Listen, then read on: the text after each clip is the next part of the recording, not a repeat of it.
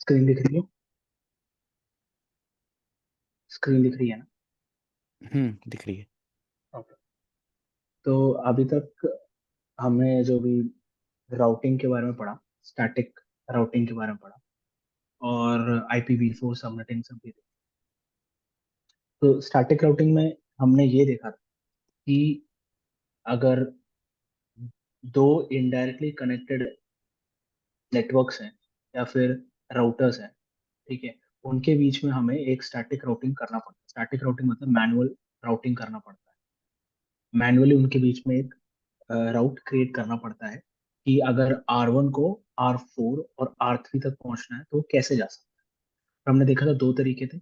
एक था next hop IP देना, और दूसरा तरीका था एग्जिट इंटरफेस। आप नेक्स्ट हॉप IP भी दोगे तो इवेंचुअली राउटर यही देखेगा कि ये जो नेक्स्ट हॉप IP जो है वो मेरे कौन से डायरेक्टली कनेक्टेड इंटरफेस से जुड़ा हुआ है, और उस इंटरफेस का IP एड्रेस क्या है। वो बेसिकली एग्जिट इंटरफेस बन जाता है।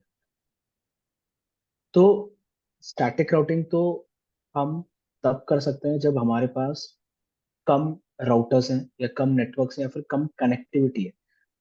मान लेते हैं 10 से 20 राउटर्स हैं। थोड़ा 10 से 20 राउटर्स को के बीच में स्टैटिक राउटिंग करना थोड़ा डिफिकल्ट, डिफिकल्ट नहीं बोलूंगा, टाइम टेकिंग है, बट आसान है। ठीक है। अब जैसे जैसे हमें पता है कि एक्चुअल सिनेरियो में 10-20 तो राउटर्स तो होते नहीं नेटवर्क में। 50, 100, 200, 300 राउटर्स तो मैंने देखे हैं खुद, है ना। उनके बीच में खुद कनेक्टिविटी चलती रहती है।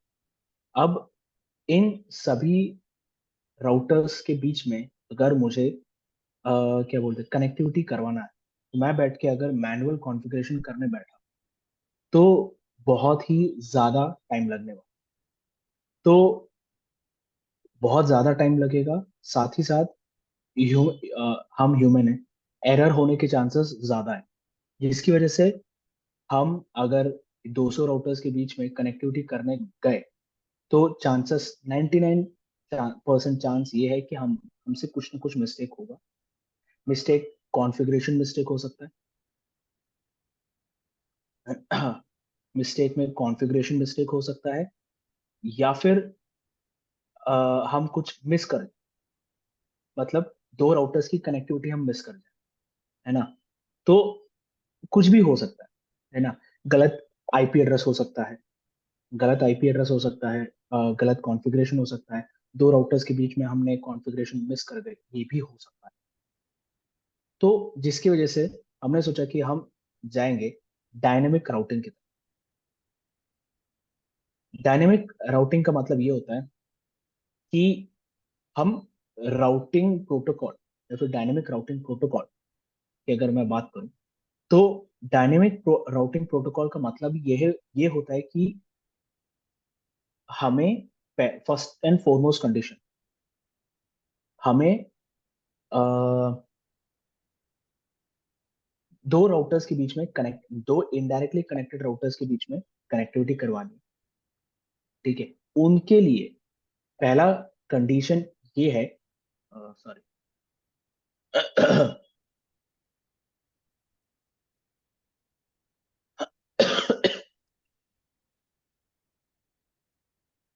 हाँ, डायनेमिक राउटिंग, कोई भी आप डायनेमिक राउटिंग प्रोटोकॉल ले, ठीक है। डायनेमिक राउटिंग प्रोटोकॉल में हम जब भी बात करते हैं तो उनका पहला कंडीशन ये रहता है, ये एक्सेप्ट BGP। ठीक है। ये एक्सेप्ट BGP की बात कर, तो एक्सेप्ट BGP के पे हम देखते हैं तो हमारे पास OSPF आता है, EIGRP एंड ISIS। ये तीन प्रोटोकॉल्स हैं मोस्टली जो हम डायनेमिक राउटिंग प्रोटोकॉल में यूज करते हैं। First and foremost dynamic routing protocol का भी यही है कि जो डायनेमिक राउटिंग प्रोटोकॉल हम दो राउटर्स के बीच में क्रिएट कर रहे हैं, जिससे कि वो उनसे जुड़े हुए नेटवर्क्स की इंफॉर्मेशन शेयर कर सके, वो दो राउटर्स जो है डायरेक्टली कनेक्टेड होने चाहिए। राउटर्स डायरेक्टली कनेक्टेड होने चाहिए। ठीक है। तो यहाँ पे इस इन सिनेरियो के बीच में मैं कोई भी राउटिंग प्रोटोकॉल ले लूं, OSPF, EIGRP, ISIS। ठीक है। फंडा ये है, डायनेमिक राउटिंग प्रोटोकॉल का फंडा ये है कि अ, हमें इन दो राउटर्स के बीच में OSPF की बात करें, हम इन दो राउटर्स के बीच में OSPF चलाएंगे। R2 क्या करेगा, उससे जुड़े हुए नेटवर्क्स की इंफॉर्मेशन R1 को देगा। R1 उस अपने से जुड़े हुए नेटवर्क्स की इंफॉर्मेशन R2 को देगा। फिर हम जब R2 और R3 के बीच में राउटिंग प्रोटोकॉल चलाएंगे, तो R2 क्या करेगा, खुद से जुड़े हुए नेटवर्क्स की इंफॉर्मेशन R3 को देगा। R3 उसकी इंफॉर्मेशन R2 को देगा। सिमिलरली R4 भी ऐसा ही होगा। तो इसमें हो ये रहा है कि हम डायरेक्टली कनेक्टेड राउटर्स के बीच में डायनेमिक राउटिंग प्रोटोकॉल चलाते हैं। ठीक है।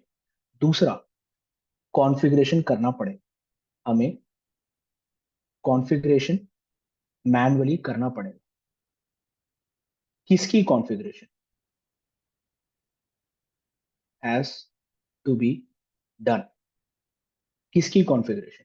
OSPF की कॉन्फ़िगरेशन, EIGRP कॉन्फ़िगरेशन या फिर ISIS की कॉन्फ़िगरेशन हमें मैन्युअली करना पड़ेगा। बाकी सब छोड़ दो आप। आपको सिर्फ और सिर्फ ये बताना है कि कौन कौन से नेटवर्क्स आप इन राउटिंग प्रोटोकॉल्स के थ्रू आप एडवर्टाइज करना चाहते हो। एडवर्टाइज का मतलब क्या हुआ?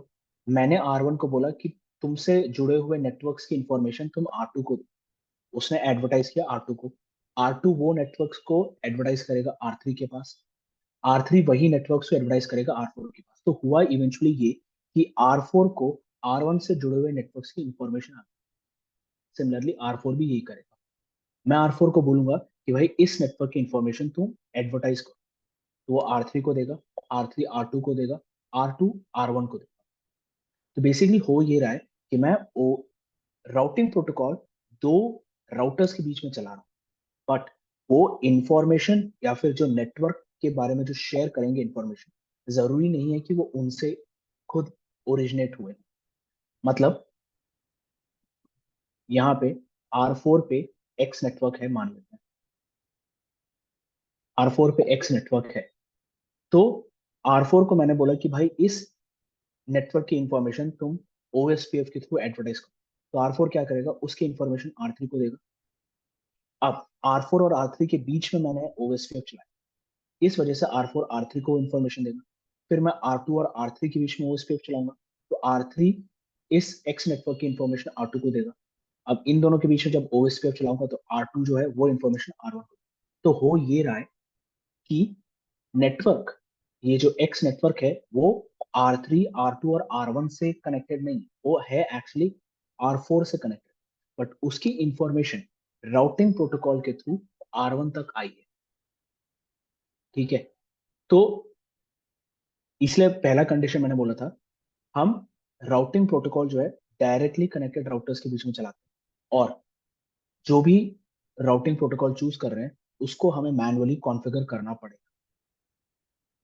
बाकी एक राउटर दूसरे इनडायरेक्टली कनेक्टेड राउटर्स तक कैसे पहुंचेगा, क्या नेक्स्ट हॉप होगा, क्या एग्जिट इंटरफेस होगा, ये सब मुझे बताने की जरूरत नहीं है, वो राउटिंग प्रोटोकॉल खुद कर। ठीक है। तो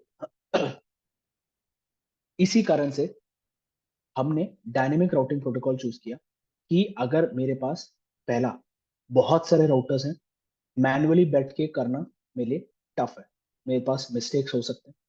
इस वजह से मैं डायनेमिक राउटिंग प्रोटोकॉल पे आया, जिससे कि मुझे कुछ नहीं करना है, मुझे सिर्फ और सिर्फ ये राउटिंग प्रोटोकॉल चलाना है और उनको ये बताना है कि भाई कौन से नेटवर्क्स को उसे एडवर्टाइज करना पड़ेगा।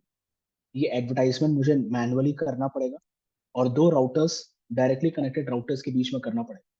तब जाके एक राउटर दूसरे राउटर तक जाने का तरीका खुद ब खुद राउटिंग प्रोटोकॉल के थ्रू ढूंढ लेगा। तो हम आज जो है हमारे OSPF, सबसे पहला जो डायनेमिक राउटिंग प्रोटोकॉल है, उससे स्टार्ट करेंगे, है ना।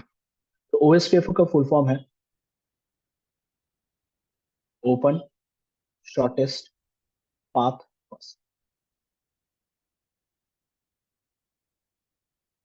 अब ओपन शॉर्टेस्ट पाथ फर्स्ट का मतलब ये है कि ओपन, ओपन का मतलब ये ओपन स्टैंडर्ड है।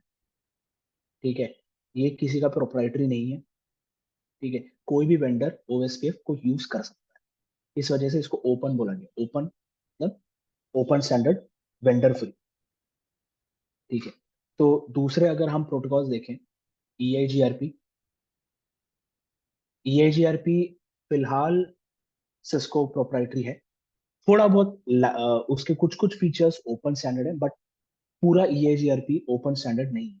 और आईएसआईएस, ये दो प्रोटोकॉल्स, तीन प्रोटोकॉल्स बेसिकली, ये दो protocols Cisco proprietary, OSPF open standard.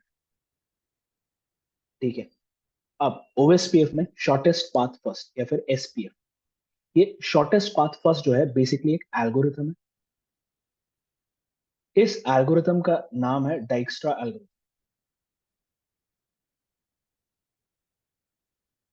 डाइक्स्ट्रा algorithm, जिस भी बंदे ने ये एल्गोरिथम क्रिएट किया, डाइक्स्ट्रा, उसके नाम पर ये एल्गोरिथम है शॉर्टेस्ट पाथ फर्स्ट। पर ये शॉर्टेस्ट पाथ फर्स्ट करता क्या है? अभी देखा जाए, कोई भी राउटिंग प्रोटोकॉल ले लो आप, ओएसपीएफ, ईआईजीआरपी, आईएसएस, इन तीनों का फंडा ये है कि अगर मुझे R1 से, यहाँ पे R50 बैठा हुआ है, ठीक है, और मैं रैंडमली, और यहाँ पे ये नेटवर्क है, और इस नेटवर्क में बहुत सारे राउटर्स हैं। ठीक है, बहुत सारे राउटर्स हैं, इनके बीच में कनेक्टिविटी चल रही है। तो R1 को अगर R50 तक जाना है, तो डाइक्स्ट्रा एल्गोरिथम या फिर शॉर्टेस्ट पाथ फर्स्ट एल्गोरिथम क्या करता है? और सिर्फ शॉर्टेस्ट पाथ नहीं, ईआईजीआरपी हो या आईएसआईएस, ये लोग खुद का अलग अलग एक एल्गोरिथम बना रहे हैं। वो इनका फंडा ही ये है कि मुझे अगर R1 से R50 जाना है, तो मैं बेस्ट पाथ मेरा कौन सा हो। बहुत सारे पाथ हो सकते हैं, R1 से R50 जाना है, बहुत सारे पाथ हो सकते हैं, पर उनमें से बेस्ट पाथ कौन सा, और वो बेस्ट पाथ भी कैसे कैलकुलेट होता है?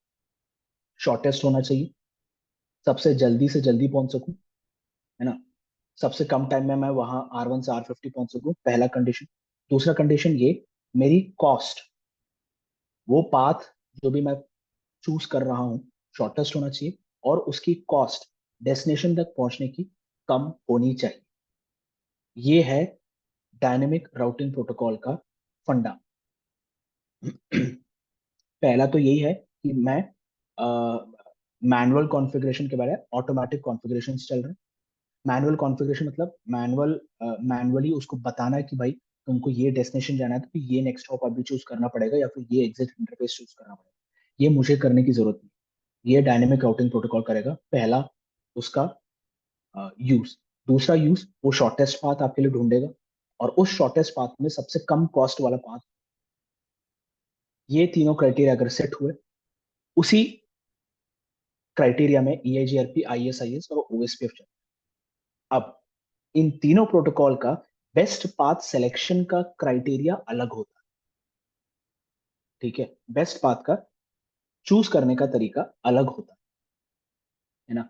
तो फिलहाल मैं ओएसपीएफ पे कंसंट्रेट करूंगा। तो ओएसपीएफ जो है शॉर्टेस्ट पाथ जो ढूंढता है,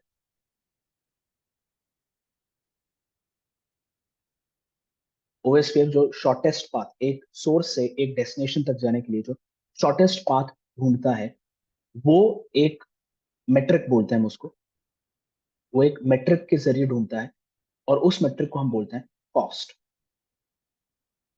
शॉर्टेस्ट पाथ, तो सोर्स से डेस्टिनेशन तक जाने की कॉस्ट क्या है, बेसिकली हम भी यही देखते हैं ना कि क्या बोलते हैं, मुझे अगर दिल्ली से, है ना, मुझे अगर दिल्ली से मुंबई जाना है ना, फ्लाइट में जाना है मुझे, मैं फ्लाइट चूज करके जा रहा हूँ, तो मेरे पास बहुत सारी फ्लाइट्स हैं दिल्ली से मुंबई जाने के लिए, बट उनमें से सबसे सस्ती कौन सी है, जो मुझे कम खर्चे में पहुंचाए और कम से कम टाइम में भी पहुंचाए? ये दो चीजें मैं ढूंढता हूँ फ्लाइट चूज करते हैं। सिमिलरली ओएस पे भी यही देखता है कि शॉर्टेस्ट पाथ कौन सा होगा, और उस शॉर्टेस्ट पाथ के लिए कॉस्ट क्या होगी, सोर्स से डेस्टिनेशन तक जाने की कॉस्ट।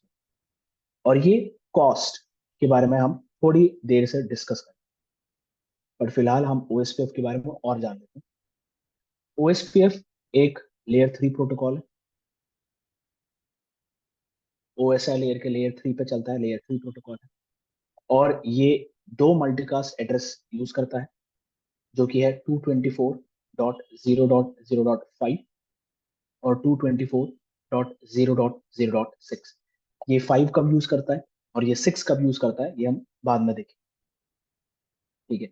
और इसका लेयर 3 में आप अगर IPv4 पैकेट, ऑब्वियसली मैंने जैसा बताया था, ये लेयर 3 प्रोटोकॉल पे चल रहा है और इसको कैरी कौन करके ले जाएगा, आईपी। तो IPv6 भी हो सकता है या IPv4 भी हो सकता है।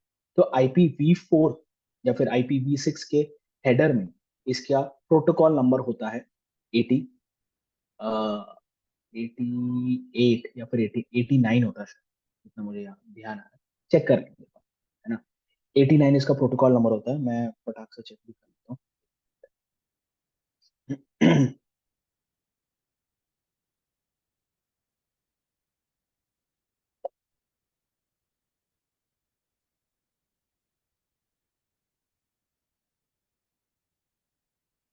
89 सही था, इसका प्रोटोकॉल नंबर होता है 89। उसके बाद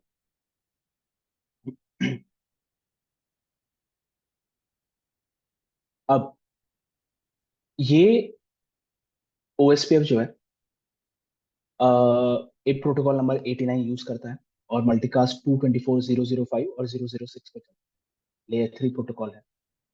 और ये जैसे कि मैंने बताया था, दो राउटर्स के बीच में ही हम कॉन्फ़िगर कर सकते हैं।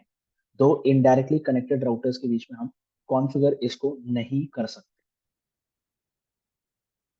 अब हम OSPF को सबसे ज्यादा यूज ही क्यों करते हैं? पहला कंडीशन तो ये हम ये जान लेते हैं कि रियल टाइम में हम कहीं भी जाएंगे ना, कोई भी नेटवर्क में अगर काम करते हैं तो मेजरली OSPF चल रहा होगा।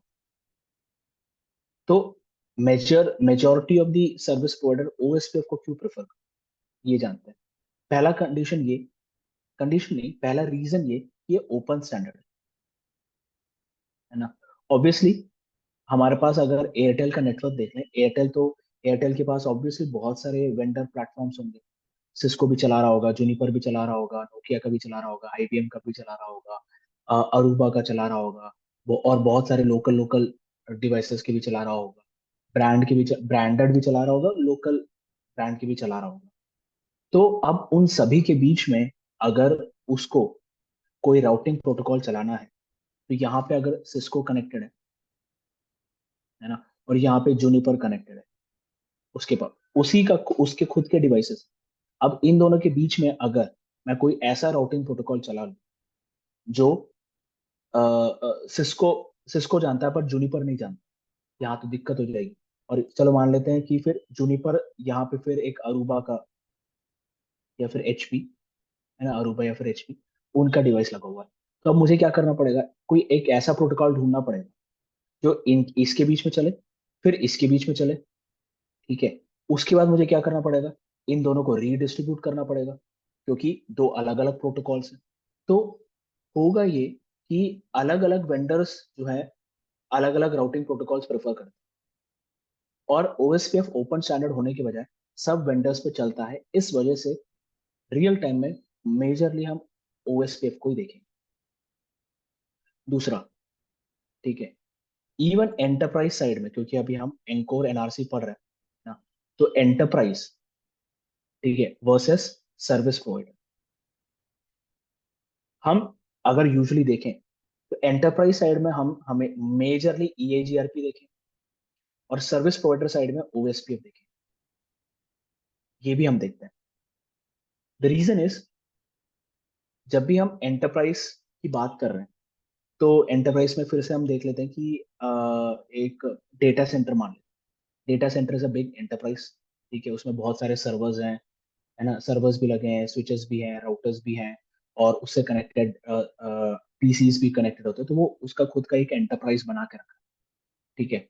तो गूगल का ही एंटरप्राइज अगर मान ले, है ना, तो अब गूगल के एक छोटे से कैंपस, ठीक है, छोटे से कैंपस में जिसमें मान लेते हैं कि 500 डिवाइसेस हैं, ठीक है, अब 500 डिवाइसेस के बीच में मैं EIGRP आराम से चला सकता हूँ, EIGRP में आराम से चला सकता हूँ, क्योंकि EIGRP जो है वो उसका शॉर्टेस्ट पाथ है ना, उसका शॉर्टेस्ट पाथ कैलकुलेट करने के लिए उसके पास 5 मेथड्स है, 5 अलग अलग तरीके हैं, है ना। हम जब EIGRP पढ़ेंगे तो मैं बताऊं।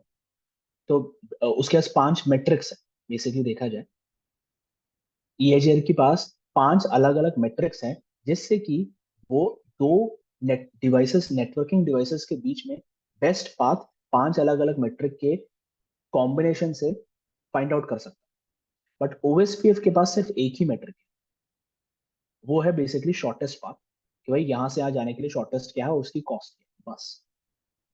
EIGRP बैंडविथ यूज करता है, डिले यूज करता है, जिटर यूज करता है अपना बेस्ट पाथ कैलकुलेट करने के लिए। तो उसके पास 4-5 क्राइटेरिया है बेस्ट पाथ चूज करने की। OSPF के पास ऐसा कुछ क्राइटेरिया नहीं,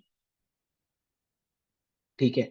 तो एंटरप्राइज साइड में ऑब्वियसली, क्योंकि हजार मतलब 500 डिवाइसेस हैं, और एक कंपनी में मेरे पास 1000 लोग बैठे हैं, 1000 लोगों के 1000 लोगों के कितने डेटा जाते हैं। तो वो डेटा को अगर मुझे जल्दी से जल्दी इंटरनेट पे ले जाना है और इंटरनेट से वापस मेरे यूजर के पास लेकर आना है, एंटरप्राइज से बाहर और एंटरप्राइज के अंदर, और उसको फास्टली ट्रैवल करवाना है, जिसमें मुझे बेस्ट बैंडविड्थ मिले, कम डिले मिले, कम जिटर मिले, तो EIGRP मेरे लिए बेस्ट है एंटरप्राइज के अंदर। बट अगर मैंने EIGRP को सर्विस प्रोवाइडर साइड में लगाया, ठीक है, एयरटेल नेटवर्क में EIGRP चला, तो दिक्कत क्या क्या आ सकती है। पहला तो ये कि EIGRP जैसे मैंने बताया था वो बैंडविथ, डिले, जिटर, फिर दो और कुछ कुछ क्राइटेरिया यूज करता है, ठीक है। तो जब हम EIGRP के बारे में पढ़ेंगे तो ये सब मैं आराम से बताऊंगा। तो ऐसे 5 कुछ मेट्रिक्स यूज करता है बेस्ट पाथ चूज करेंगे। अब सर्विस प्रोवाइडर साइड में मेरे पास हजारों, हजार के ऊपर आराम से मेरे पास डिवाइसेस है, और मेरे पास, आपको पता है इंटरनेट पे आप यकीन नहीं मानोगे कितने, मतलब टीवी तो छोड़ ही दो, टीवी के ऊपर आप जितने भी बीबी बीबी लगा दो उसके ऊपर आराम से डेटा जाते हैं 1 मिनट में, ठीक है। और अगर मैंने EIGRP लगा दिया सर्विस प्रोवाइडर के नेटवर्क में, ये 1000 डिवाइसेस के बीच में EIGRP लगा दिया, सबसे दिक्कत क्या होगी, EIGRP सभी का बैंडविड्थ देखेगा, सभी का डिले देखेगा, सभी डेटा का जिटर देखेगा। तो होगा ये कि 1 मिनट में आपके पास, मतलब अनइमेजिनेबल अमाउंट ऑफ डेटा एक राउटर पे आ रहा है, वो हर डेटा का बैंडविड्थ देखने लग जाएगा, डिले देखने लग जाएगा, जिटर देखने लग जाएगा। तो होगा ये, आपका इंटरनेट चोक हो जाएगा, राउटर की प्रोसेसिंग कम पड़ जाएगी। तो मैं क्या चाहता हूँ, मैं बस ये चाहता हूँ कि भाई मेरा डेटा एक सोर्स से दूसरे डेस्टिनेशन तक जल्दी से जल्दी पहुंचे, भले जितना भी बैंडविड्थ लग जाए, मेरे को उससे कोई फर्क नहीं पड़ता। ज्यादा डिले लग रहा है ठीक है, कोई बात नहीं, बट पहुंचे तो सही। तो अगर मैं ये सब कैलकुलेट करने बैठ गया तो मेरे राउटर का प्रोसेसिंग स्लो हो जाए, जिस वजह से हम OSPF प्रिफर करते हैं सर्विस प्रोवाइडर नेटवर्क। सिर्फ उसको कुछ नहीं करना, उसको सिर्फ कॉस्ट कैलकुलेट करना है। कॉस्ट भी वो कैसे कैलकुलेट करेगा, बेसिकली सिंपल सा एक बैंडविड्थ के तरीके, बैंडविड्थ ही यूज करेगा कॉस्ट कैलकुलेट करने, और कुछ नहीं। जिसकी वजह से हम OSPF मेजरली प्रिफर करते हैं सर्विस प्रोवाइडर्स, और EIGRP प्रिफर करते हैं एंटरप्राइज साइड। मैं ये नहीं बोल रहा हूँ कि OSPF यूज नहीं कर सकते, लोग OSPF भी यूज करते हैं, ऐसा नहीं है। ऐसा नहीं है कि OSPF हम यूज नहीं कर सकते, OSPF भी यूज कर सकते हैं, ठीक है। बट EIGRP से आपको, क्योंकि आप सिर्फ और सिर्फ 50, आपके एंटरप्राइज के अंदर आपके पास अगर सिर्फ क्या बोलते हैं, हजार, हजार भी नहीं, 100-200 डिवाइसेस हैं, ठीक है। EIGRP उनके बीच में आराम से चल जाएगा। बेस्ट, आपको बेस्ट पाथ, बैंडविथ, डिले और जिटर, कम डिले कम जिटर में आपका डेटा एक जगह से दूसरे जगह पहुंचा सकता है। OSPF अगेन सिर्फ और सिर्फ बैंडविथ ही चूज कर, है ना। तो एंटरप्राइज में मैं यूजर एक्सपीरियंस देखता हूँ। ठीक है, आप अपने ऑफिस में बैठे हो, ठीक है, आप अगर आपके कोई एप्लीकेशन को क्लिक करते हो तो एप्लीकेशन जल्दी खुलना चाहिए आपके लिए। That is your user experience. User experience के हिसाब से एंटरप्राइज साइड में ईआईजीआरपी बेस्ट काम करता है। और सर्विस प्रोवाइडर साइड में मेरे को यूजर एक्सपीरियंस चाहिए ही नहीं, मेरे को बस डेटा एक जगह से दूसरे जगह पहुंचाना है, इस वजह से हम ओएसपीएफ यूज करते हैं। हाँ जय, मैं कुछ पूछना चाह रहा हूँ। नहीं। Alright. अभिषेक, आपको कुछ पूछना है इसमें? इसमें मेरा एक क्वेश्चन था, बट जैसे मेरा ये EIGRP तो ओपन स्टैंडर्ड तो नहीं है ना? कंप्लीट ओपन स्टैंडर्ड नहीं है, कुछ कुछ फीचर्स उसके ओपन स्टैंडर्ड मतलब तो है क्या भाई। मैं इसको डिफरेंट राउटर्स के बीच में यूज कर सकता हूँ, डिफरेंट वेंडर्स के बीच में? अब वही डिपेंड करता है कि आप क्या बोलते हैं, दूसरा वेंडर जो है वो ईएजीआरपी सपोर्ट करता है कि नहीं करता है। एक मिनट दिखा देता हूँ EIGRP। और आज के टाइम में क्या हम EIGRP यूज करते हैं वैसे? हाँ हाँ, आप यूज करते हो ना। अच्छा, करते हैं यूज। अ, हाँ ये देखो, the protocol is designed by Cisco Systems. ठीक है, Cisco permitted other vendors to freely implement a limited version of EIGRP, है ना। तो अभी भी सिस्को प्रोप्राइटरी है, बट इसके कुछ कुछ फीचर्स जो हैं वो ओपन स्टैंडर्ड। तो अगर वो फीचर्स आपका वेंडर चलाता है तो आप ईएजीआरपी यूज कर सकते और ये जैसे इसको इंटीरियर गेटवे राउटिंग प्रोटोकॉल बोल रहे हैं, तो OSPF भी क्या इंटीरियर गेटवे राउटिंग प्रोटोकॉल ही है क्या? हो। हाँ, कह सकते हो। ठीक है, आईजीपी इंटीरियर, आईजीपी का मतलब ही होता है इंटीरियर गेटवे राउटिंग प्रोटोकॉल, है ना। तो हमारा जो ईआईजीआरपी है, ईआईजीआरपी कुछ नहीं, एनहांस्ड नाम है उसका, enhanced interior gateway routing protocol. तो आपका ओएसपीएफ, ईआईजीआरपी और आईएसआईएस, ये तीन प्रोटोकॉल्स हैं, इनको हम आईजीपी बोलते हैं, इंटीरियर गेटवे प्रोटोकॉल। तो तो यहाँ पे इंटीरियर का क्या मतलब होएगा जैसे? इंटीरियर का मतलब आप अपने खुद के ऑटोनोमस सिस्टम में चला सकते हैं। ठीक है, ये अच्छा क्वेश्चन पूछा। इंटीरियर, ठीक है, इंटीरियर का मतलब ऑब्वियसली मैं अपने नेटवर्क में सभी राउटिंग प्रोटोकॉल तो चलाऊंगा नहीं, कोई एक राउटिंग प्रोटोकॉल चलाऊंगा। ठीक है, और आपको पता होगा, मैं अपने खुद के एक नेटवर्क को ऑटोनोमस सिस्टम बोलता हूं। नेटवर्किंग में ये एयरटेल का एक नेटवर्क मान लेते हैं, एयरटेल का खुद का एक नेटवर्क है जिसको हम ऑटोनोमस सिस्टम बोलते हैं। तो अब एयरटेल तो इतना बेवकूफ नहीं है कि भाई उसका इतना बड़ा नेटवर्क है, हर जगह उसने एक जगह ओएसपीएफ चला के रखा है, एक जगह ईआईजीआरपी चला के रखा है, एक जगह आईएसआईएस चला। नहीं, ठीक है।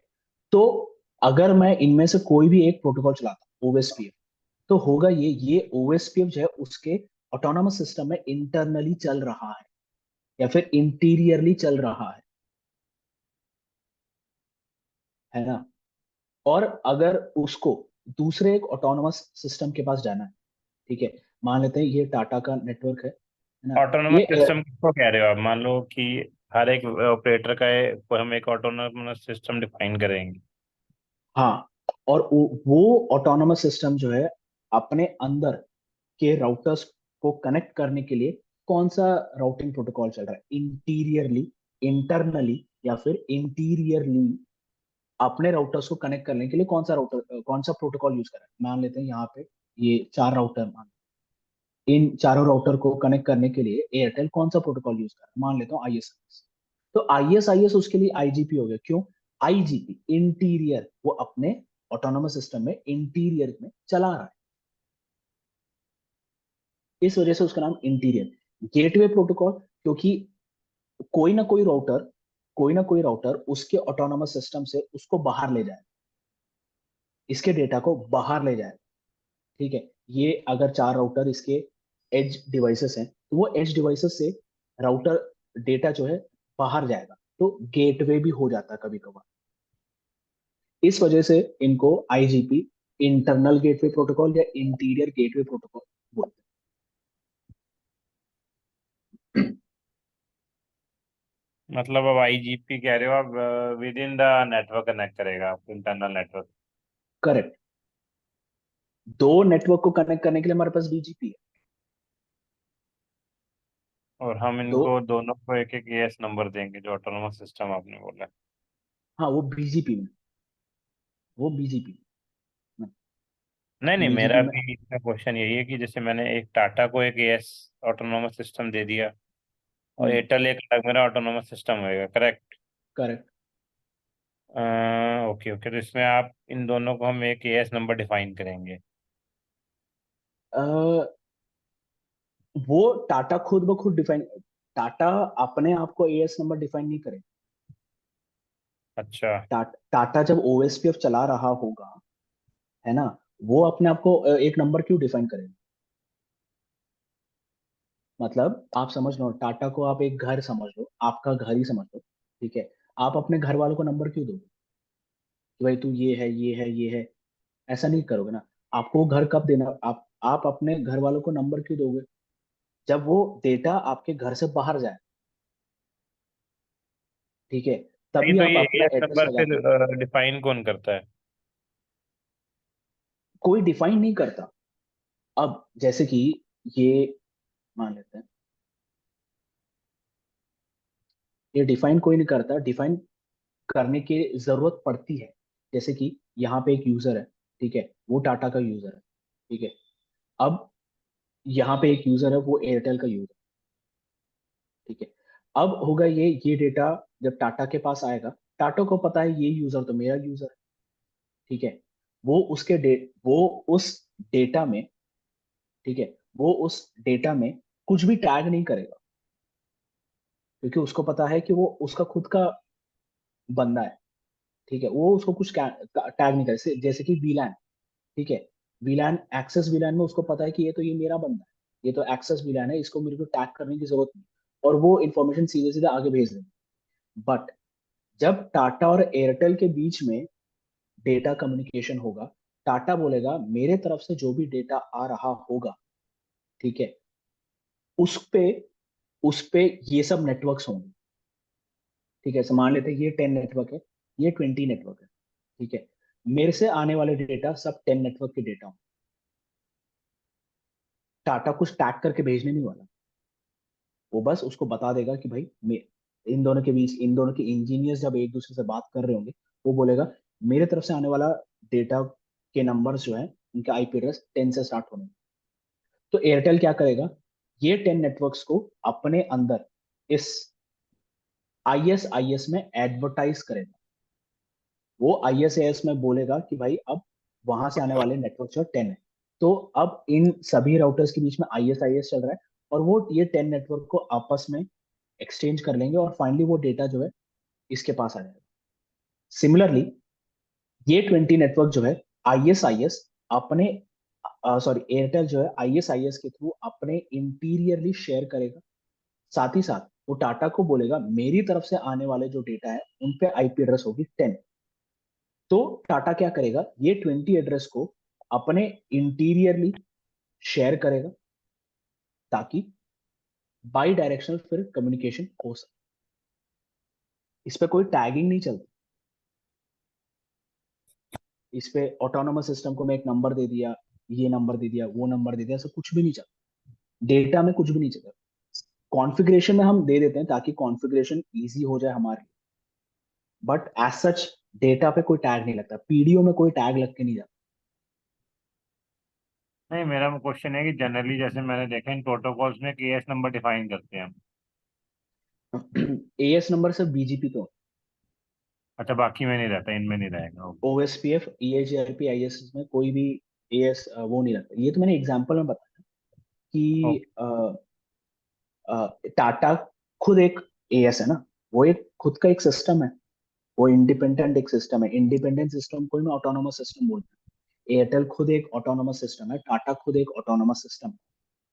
तो ओके टाटा ओके। अपने अंदर एक, अपने खुद के इंटरनली एक प्रोटोकॉल चला रहा हो, वो ओएसपीएफ हो सकता है, ईएजीआरपी हो सकता है, या फिर आईएसआई हो सकता है। इंटरनली, इसलिए इंटरनल गेटवे प्रोटोकॉल या फिर इंटीरियर गेटवे प्रोटोकॉल। यहाँ पे एयरटेल जैसे कि अपने अंदर अपने खुद के नेटवर्क में ऑटोनोमस सिस्टम में ISIS चला, तो ISIS उसके लिए एक इंटीरियर हो गया, बेसिकली लोकल लैंग्वेज।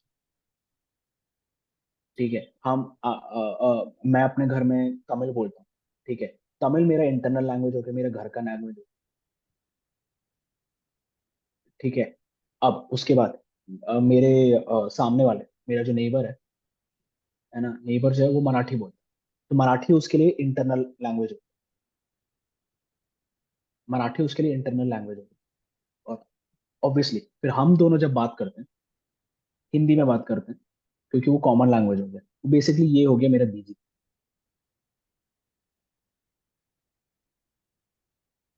है ना। तो आप अपने नेटवर्क के अंदर कौन सा प्रोटोकॉल यूज कर रहे हो, OSPF, EIGRP, ISAS, वो IGP हो जाए। ये है IGP का बेसिक मतलब।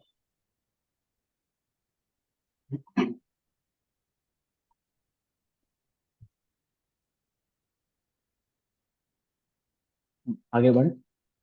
हम्म। ओके। ठीक है। अब मैं जब OSPF अभी स्टार्ट करूंगा, तो सबसे पहले हम कॉन्फ़िगरेशन पे जाएंगे, कॉन्फ़िगरेशन से स्टार्ट करेंगे। कॉन्फ़िगरेशन के साथ साथ मैं ये बताऊंगा कि कैसे कैसे कॉन्फ़िगरेशन चलते हैं, और कॉन्फ़िगरेशन के साथ साथ मैं आपको थियरी भी समझाते जाऊंगा। तो सबसे पहले कॉन्फ़िगरेशन पे आते हैं।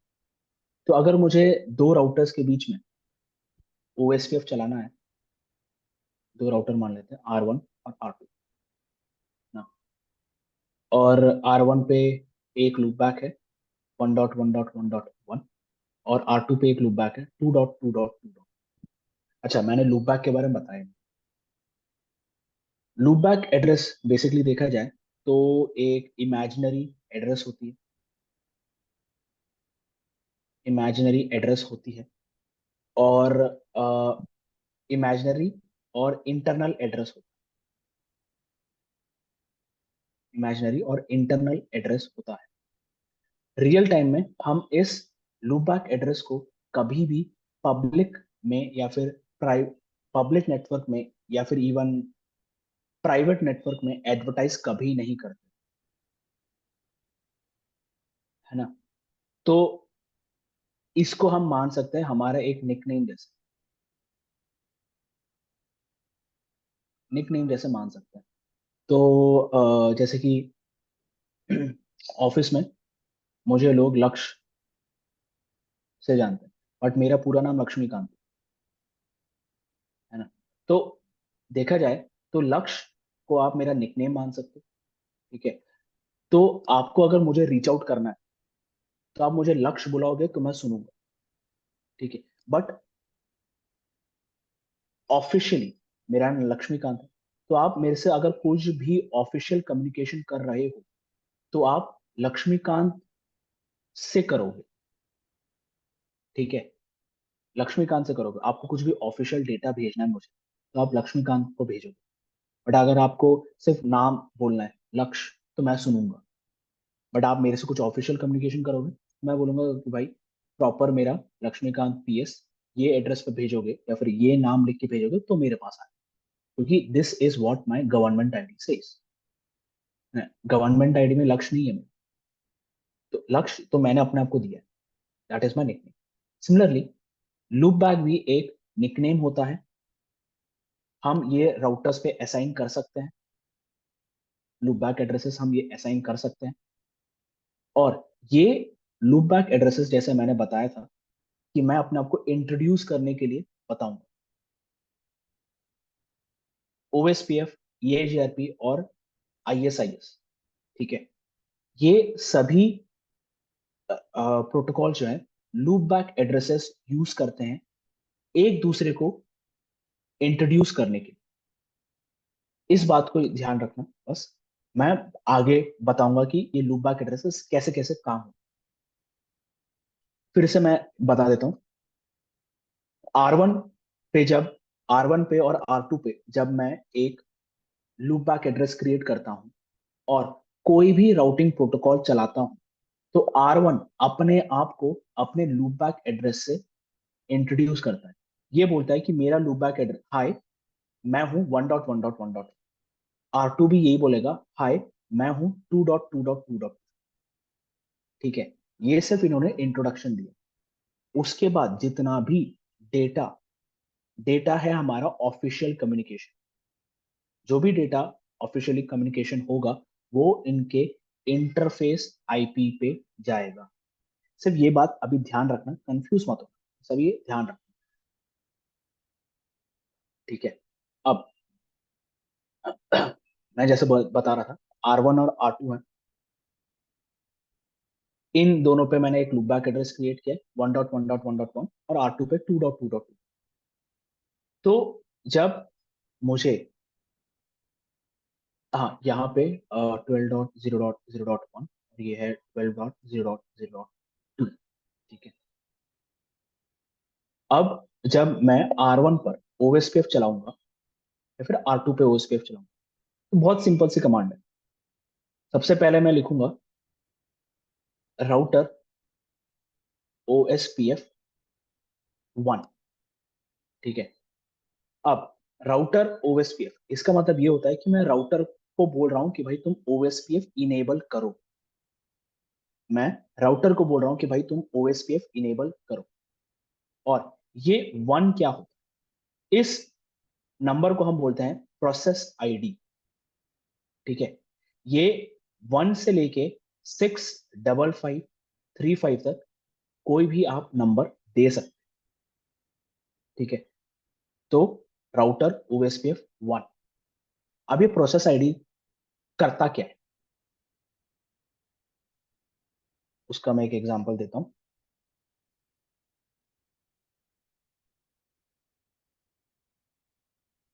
मैंने अपना अभी टास्क मैनेजर ओपन किया है ना, तब यहां देख सकते हो ये प्रोसेसेस, ये इतने सारे प्रोसेस मेरे फिलहाल कंप्यूटर पे चल रहे हैं। ठीक है, और ऑब्वियसली अगर हम इनको अच्छे से ओपन करके देखेंगे तो इनकी एक आईडी भी दिखाई देगी हमें कि ये प्रोसेस है, इस प्रोसेस का ये आईडी है।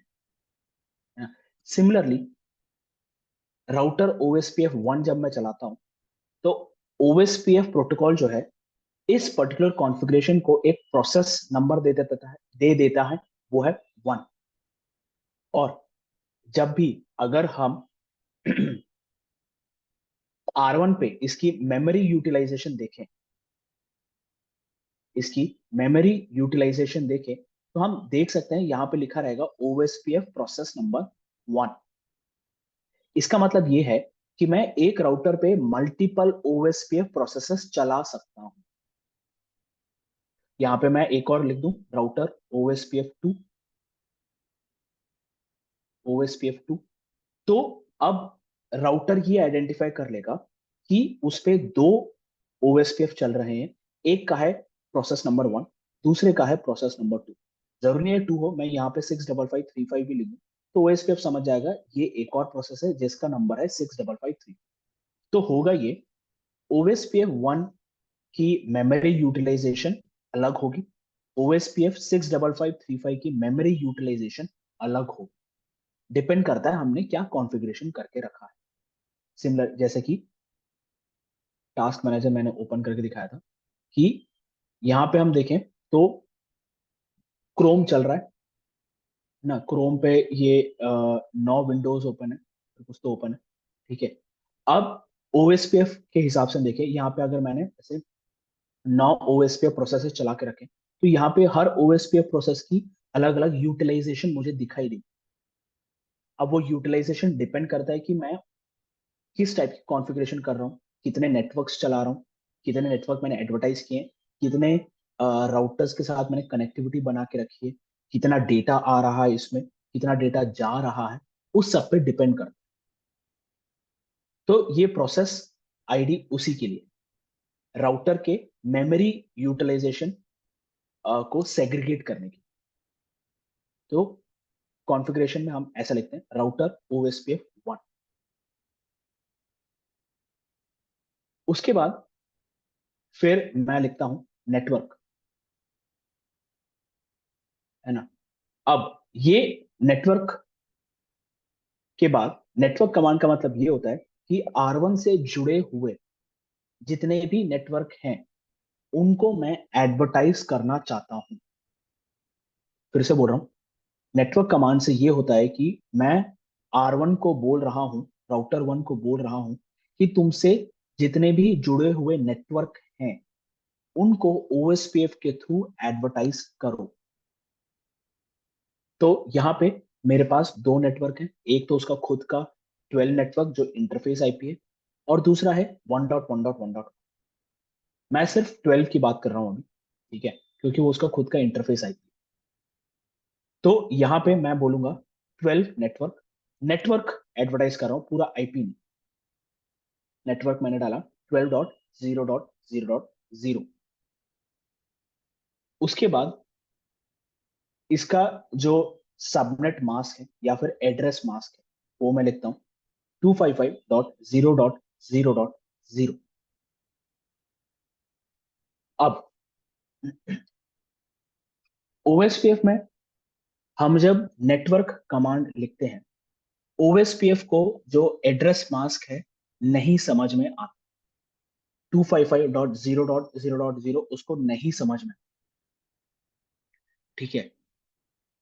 तो OSPF को ये नेटवर्क क्या है, ठीक है, ये अगर उसको समझना है, हमें पता है कोई भी नेटवर्किंग डिवाइस उठा ले, उनको एक एड्रेस मास्क चाहिए होता है ताकि वो आईपी एड्रेस समझ सके, ठीक है। विदाउट द एड्रेस मास्क कोई भी नेटवर्किंग डिवाइस आईपी एड्रेस नहीं समझ सकता।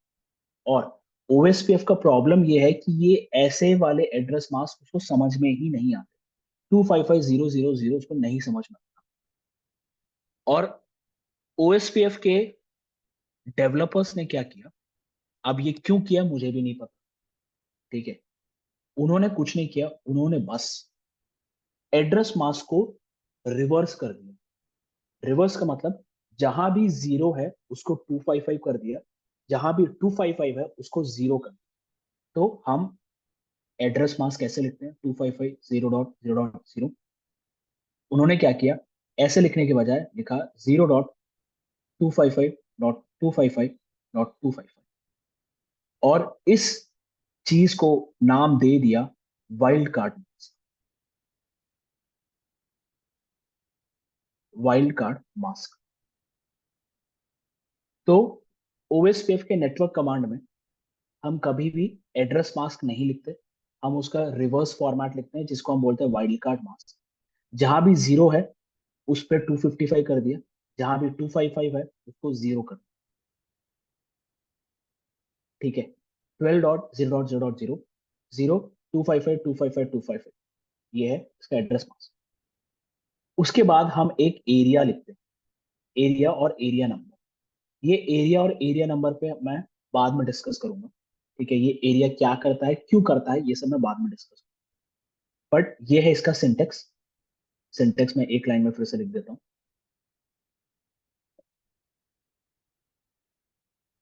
नेटवर्क 12.0.0.0, 0.255.255.255, एरिया 0, ये है उसका सिंटेक्स। तो देखा जाए तो ये दो लाइन में मेरी OSPF की कॉन्फ़िगरेशन खत्म हो गई। इसके आगे मुझे कुछ भी करने की जरूरत नहीं। इससे R1 खुद ब खुद OSPF इनेबल कर लेगा, नेटवर्क भी एडवर्टाइज कर लेगा, सामने वाले राउटर को ये नेटवर्क के बारे में पता भी पड़ जाए, ठीक है। अब ये नेटवर्क कमांड हमें जानना बहुत इंपॉर्टेंट है, और इसका यूज क्या है और सही यूज कैसे करते हैं ये जानना बहुत इंपॉर्टेंट। तो मैं PDF ओपन करता हूँ।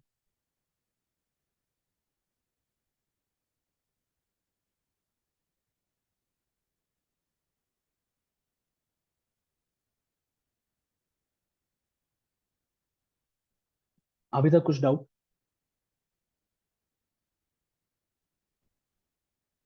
नहीं, अभी तो कुछ डाउट नहीं लग रहा है।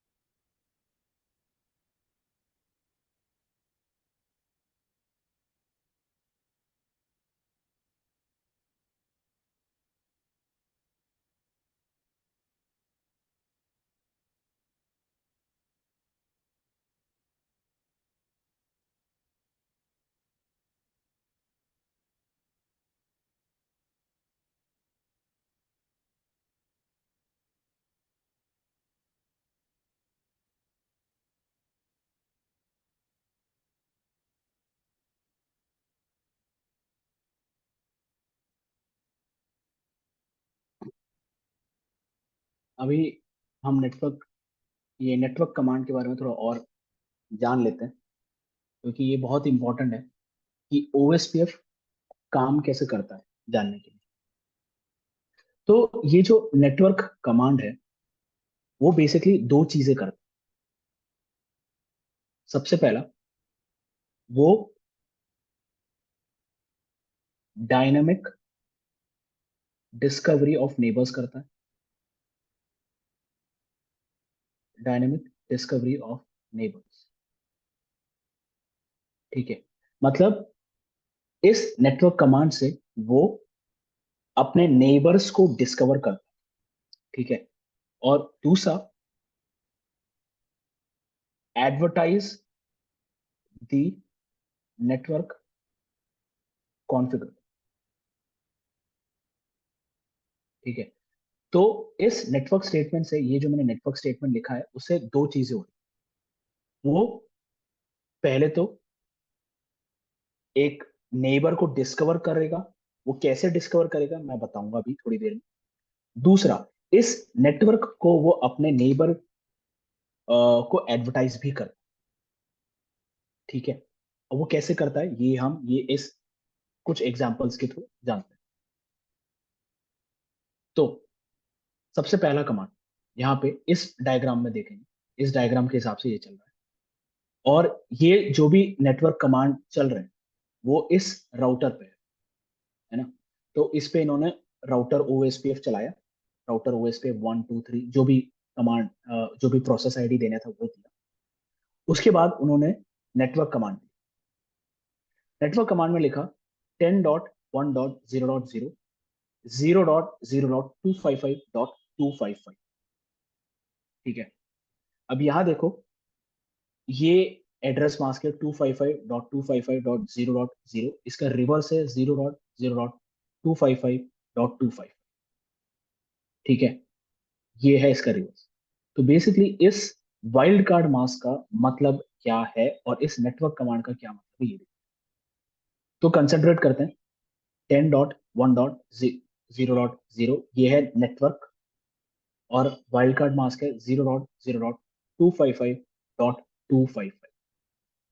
तो जैसे ही मैं ये नेटवर्क कमांड चलाता हूँ R1 पे, ठीक है, ओएसपीएफ के थ्रू जब ये नेटवर्क कमांड चलाऊंगा, R1 ये देखेगा जहां भी वाइल्ड कार्ड मास्क में 0 है, मेरे कौन से दो नंबर्स जो हैं आईपी में उससे एसोसिएट कर रहे हैं।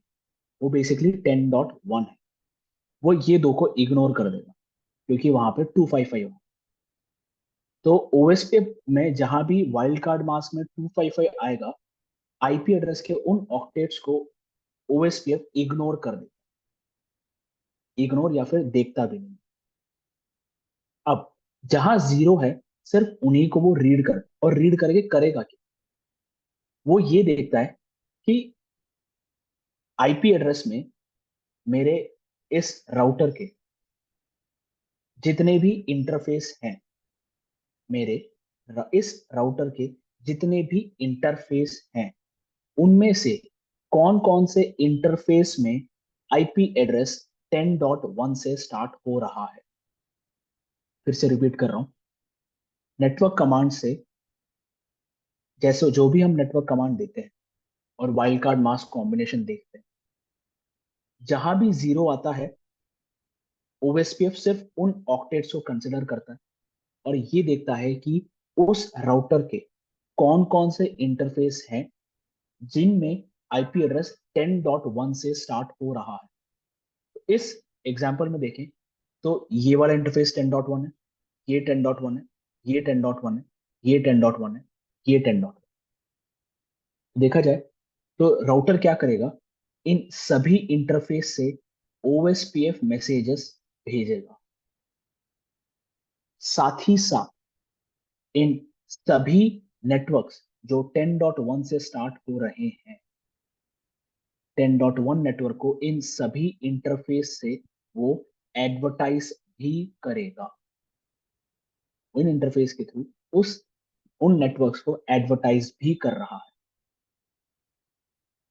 फिर से बता रहा हूं, 10.1 उसको दिखा, 10.1 उसने देखा कौन कौन से इंटरफेस पे 10.1 से आईपी एड्रेस स्टार्ट हो रही है, उन इंटरफेस से उसने ओएसपीएफ मैसेज भेजा ताकि सामने वाले राउटर को उसका ओएसपीएफ मैसेज मिले और वो ओएसपीएफ नेबरशिप क्रिएट कर सके। तो पहला, डायनेमिक डिस्कवरी ऑफ नेबर्स। दूसरा, उस नेटवर्क को 10.1 10.1 10.1 10.1 को उसने सभी इंटरफेस से एडवर्टाइज भी किया है अपने नेबर को।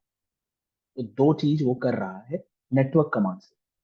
पहला, डायनेमिक डिस्कवरी ऑफ नेबर्स। दूसरा, उस नेटवर्क को 10.1 नेटवर्क को वो एडवर्टाइज भी कर रहा है। ठीक है, ये थोड़ा अभी कंफ्यूजिंग लगा होगा, नेक्स्ट पे चलते हैं थोड़ा और क्लियर हो। नेक्स्ट वाला बोलता है 10.0.0.0 और 0.255.255.255। ठीक है, तो मैंने जैसे बताया था, जहां भी 255 आ रहा है उस ऑक्टेट्स को वो इग्नोर कर दे और जहां भी जीरो है सिर्फ उन्हीं को देखता है। देख के बाद वो ये देखता है कि इस राउटर के कितने इंटरफेस पे आईपी एड्रेस 10 से स्टार्ट हो रहा है, 10 से स्टार्ट हो रहा है। देखा जाए तो सभी इंटरफेस जो है 10 से स्टार्ट हो रहे हैं। इसका मतलब क्या हुआ, फिर से राउटर इन सभी इंटरफेस से ओएसपीएफ मैसेजेस भेजेगा ताकि वो अपने नेबर्स को डिस्कवर कर सके ओएसपीएफ मैसेजेस के थ्रू। दूसरा, अब वो इन नेटवर्क्स को भी 10 नेटवर्क को भी इन ओएसपीएफ मैसेजेस के साथ एडवर्टाइज भी कर रहा है, वो एडवर्टाइज भी करेगा। कुछ डाउट, हम आगे दो दो और भी देखेंगे, बट यहां तक कुछ डाउट?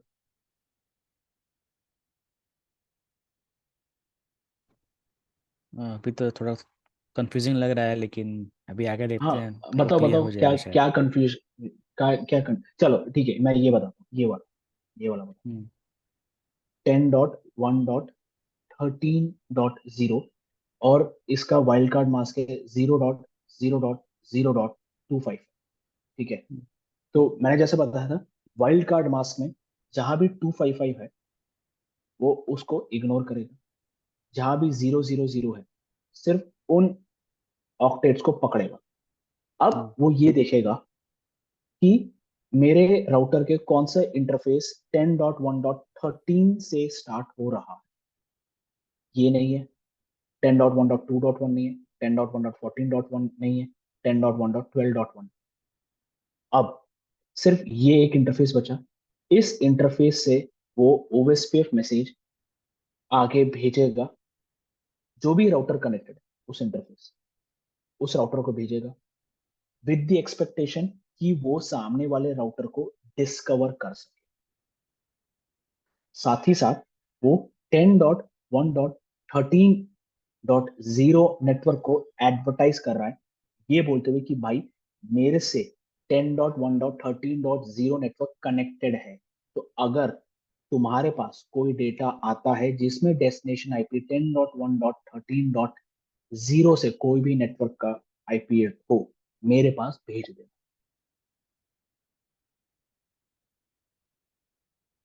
ठीक है, ये समझ आया? हाँ, ये अब क्लियर हुआ। ये क्लियर हो थोड़ा सा?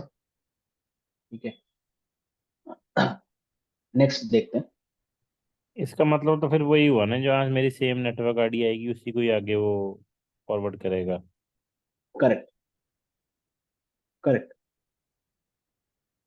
नेक्स्ट वाला देखते हैं, 10.1.13.1। फिर ये है 0.0.0.0। मैंने जैसे बताया, जहां भी जीरो है सिर्फ उसी को वो चूज करेगा। तो यहां देखा जाए तो सभी ऑक्टेव जीरो। इसका मतलब मैं एग्जैक्टली यही आईपी एड्रेस ढूंढ रहा हूं। मेरे राउटर के कौन से इंटरफेस पे ये एग्जैक्ट आईपी एड्रेस है, वो फिर से यही है। तो इस इंटरफेस से वो ओएसपीएफ भेजेगा, ओएसपीएफ मैसेज भेजेगा, ताकि वो अपने नेबर को डिस्कवर कर सके। साथ ही साथ वो 10.1.13.1 आईपी एड्रेस को एडवर्टाइज कर रहा है, ये बोलते हुए कि भाई अगर तुम्हारे पास कोई डेटा आया जिसमें डेस्टिनेशन आईपी 10.1.13.1 है, तो मेरे पास भेज देना। वो ये बोल रहा है। तो 000, ठीक है, हम यहाँ आते हैं। यहाँ इसने क्या लिखा है, 10.1.13.1 000 match just one IP address that is 10.1.13.1, जो कि हमने देखा वो है ये इंटरफेस, है ना। उसके बाद वो उसमें कौन सा इंटरफेस है देख रहा है, मैच्ड इंटरफेस पे देख लो, जी गीगाबिट 010, गीगाबिट 010, ये है। ठीक है, उसके बाद उसके ऊपर वाला देखें, 10.1.13.0 00025, match the addresses that begin with 10.1.13। क्यों? क्योंकि 10.1.13.0 वाइल्ड कार्ड मास 0.0.0.255। तो उसने इसको कंप्लीटली इग्नोर किया, सिर्फ ये वाले आईपी एड्रेस को पकड़ा। कौन सा इंटरफेस है जिसपे आईपी एड्रेस 10.1.13 से स्टार्ट हो, वो भी सिर्फ वही सेम इंटरफेस है, G010। इसको छोड़ दो क्योंकि ये कंफ्यूज कर देगा। ठीक है, ये मैं बाद में बताऊंगा। अब नेक्स्ट, 10.0.0.0 को मैं शॉर्ट में 2 लिख रहा हूँ, 255 जहां मैंने बताया 255 जहां था वो इग्नोर कर देगा, जहां जीरो है सिर्फ उसको देखे। Match addresses that begin with 10। तो यहाँ देखें, ये 10, ये 10, ये 10, ये 10, ये 10 देखा जाए तो सभी इंटरफेसेस, तो वो सभी इंटरफेसेस के थ्रू ओएस पे भेजेगा और 10 नेटवर्क को इन इंटरफेस से एडवर्टाइज भी करेगा। इसके ऊपर वाला देखें, 10.1.0.0 0.0.255.25 match addresses that begin with 10.1। जैसे मैंने बताया था, जहां भी 255 है उसको इग्नोर कर देगा, और जहां भी 00 उनको देखेगा। Match IP addresses that start with 10.1, ये भी 10.1, 10.1, 10.1, 10.1, 10.1। इसका मतलब इन सभी इंटरफेसेस से वो ओएसपीएफ मैसेजेस भेजेगा, और साथ ही साथ 10.1 नेटवर्क को एडवर्टाइज कर रहा है। तो बेसिकली देखा है सभी इंटरफेसेस।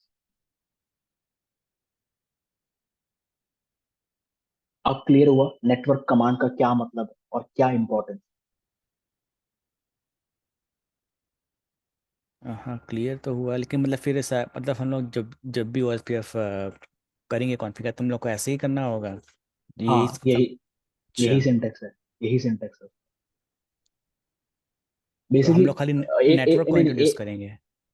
हाँ, क्योंकि मुझे राइट। नेटवर्क ही तो जानना है ना, मुझे नेटवर्क ही जानना है। हम्म। स्टैटिक राउटिंग में क्या चाहिए रहता है मेरे को, स्टैटिक हम राउटिंग लोग के हिसाब से नेटवर्क ही देखो। इंट्रोड्यूस कर रहे थे उसमें भी, राइट। करेक्ट, मैं R3 का नेटवर्क इंट्रोड्यूस कर रहा था। यहाँ पे 23 नेटवर्क बैठा है, मैं R1 पे आईपी राउट 23 लिख रहा था, हम्म। R3 पे भी आईपी राउट ये जो 12 नेटवर्क 12 लिख रहा था, तो मैं हम्म बेसिकली क्या बोल रहा था, 12 नेटवर्क के बारे में R3 को बता रहा था, 23 नेटवर्क के बारे में R1 को बता रहा था। यहाँ हम्म पे क्या हो रहा है, यहाँ पे ये जो भी नेटवर्क है उस नेटवर्क के बारे में R1 खुद ब खुद आगे बढ़ के सामने वाले राउटर को बता रहा है। R1 10 नेटवर्क के बारे में इन सभी राउटर्स को आगे बढ़ बढ़ के बता रहा है कि भाई ये सब नेटवर्क्स मेरे पास है, इन सब नेटवर्क्स की इंफॉर्मेशन मेरे पास है, या फिर इन ये सभी नेटवर्क मेरे से जुड़े हुए। तो इसका मतलब जितने उसके इंटरफेस पे नेटवर्क चल रहे होंगे वो सभी को इंट्रोड्यूस कर देगा, राइट? नहीं, नहीं, अच्छा।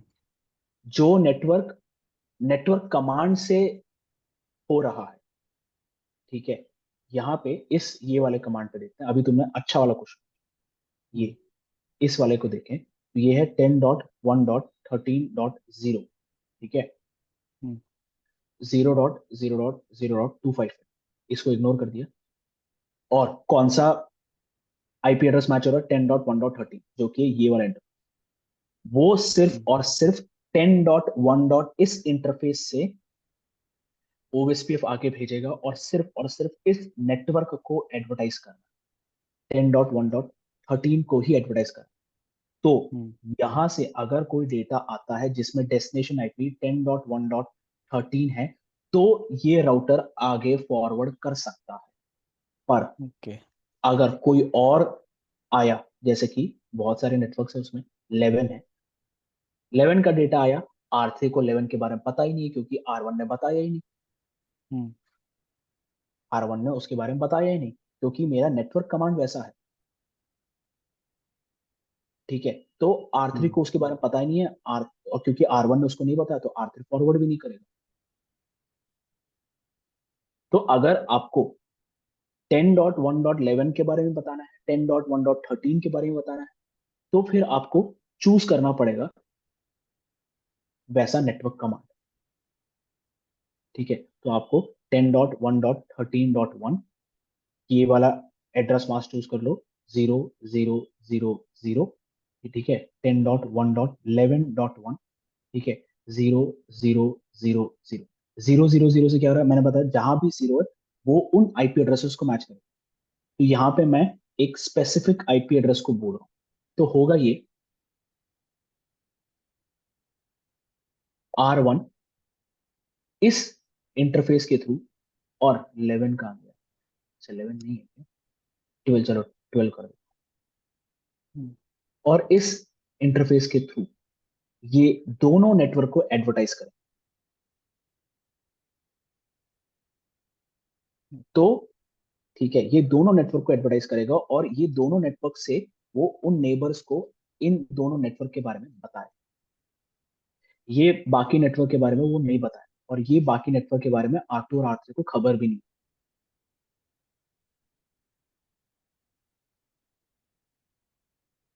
तो नेटवर्क कमांड इसलिए बहुत इंपॉर्टेंट है जानना। और पूरा खेल है ये आपके एड्रेस मास्क या फिर वाइल्ड कार्ड मास्क। आपका वाइल्ड कार्ड मास्क जो आईपी एड्रेस मैच करेगा या फिर जो इंटरफेस मैच करेगा, सिर्फ वही इंटरफेस या फिर आईपी नंबर को ही वो एडवर्टाइज करेगा। तो यहां मैं देखूं, पहला वाला देख लो, पहला वाला ये दूसरा वाला, ठीक है, इसमें 10 है, 0 0 0, और ये है 0, बाकी सब 255। तो 255 जहां भी आता है उसको इग्नोर कर दिया। वही देख रहा है कौन कौन से आईपी एड्रेसेस जो है 10 से स्टार्ट हो, देखा जाए तो सभी है, सभी इंटरफेस पे आईपी एड्रेस जो है 10 से स्टार्ट हो रही है। और क्योंकि सभी इंटरफेस पे आईपी एड्रेस 10 से स्टार्ट हो रही है, वो सभी इंटरफेस से ओएसपीएफ भेजेगा, ठीक है। साथ ही साथ क्योंकि सभी इंटरफेस पे 10 नेटवर्क ही चल रहा है, तो उन सभी, तो होगा ये 10 नेटवर्क के बारे में R2 R3 R4, और यहाँ अगर कोई राउटर है उनको पता पड़ जाए। तो अगर यहाँ से कोई भी डेटा आता है जिसपे आईपी एड्रेस 10 से स्टार्ट हो रही है, R2 को पता है वो R1 को भेज देगा, R3 को पता है वो R1 को भेजेगा, R4 को भी पता है, वो इधर भेज देगा। यहाँ R5 बैठा है, R5 को भी 10 नेटवर्क के बारे में पता है क्योंकि R1 ने बताया, तो वो R1 को आगे फॉरवर्ड कर। समझ आया?